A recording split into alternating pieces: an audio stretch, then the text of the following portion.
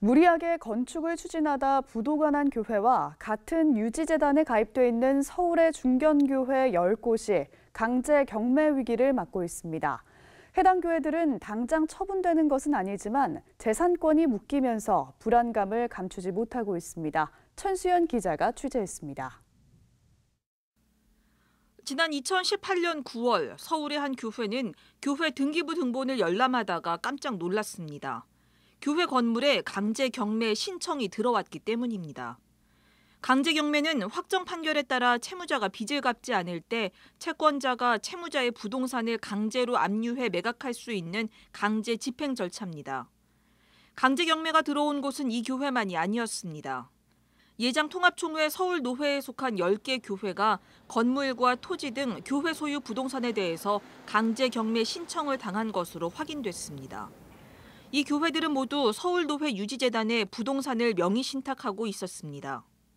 알고 보니 수년 전 무리하게 교회 건축을 하다가 대출을 감당하지 못하고 문을 닫은 A교회 때문에 벌어진 일이었습니다. A교회는 지난 2007년 교회 건축을 시작했습니다. 그러나 대출 이자를 감당하지 못해 2013년 경매에 넘어갔습니다. 당시 예배당이 없던 교인들은 짓담한 교회 지하를 점유한 채 계속 예배를 드렸고 부지를 낙찰받은 S업체는 A교회가 명의를 신탁한 서울노회 유지재단을 상대로 교회 건물 철거와 부지 인도, 토지 사용 지료 등을 청구하는 소를 제기해 지난 2014년 6월 16억 원을 지급하라는 판결을 받았습니다. 이후 S업체는 A교회 측과 합의해 교인들을 내보내고 교회 부지에 새 사업을 시작했습니다.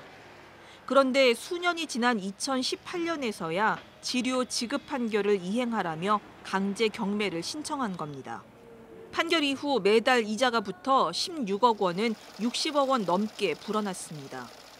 유지재단 측은 같은 재단에 가입돼 있다는 이유로 다른 교회들에게 지료를 납부하라고 하는 것은 부당하다고 항변하고 있습니다. 해당 부지에 대한 실소유자는 A교회이고 재단 측은 명의만 관리하는 거라는 겁니다. 또 유지재단 명의신탁 제도는 교인들 공유의 재산을 목사 등 교회 특정인이 사유화하지 못하도록 법적으로 보호하기 위한 것이라면서 취지에 맞지 않게 적용된다면 한국교회에 악영향을 미칠 수 있다고 지적했습니다. 명의신탁을 공식적으로 허용을 해줄 때는 이런 공익적으로 안전하게 보호하면서 사회적 기능을 다하라고 하는 그런 의미에서 해준 거잖아요.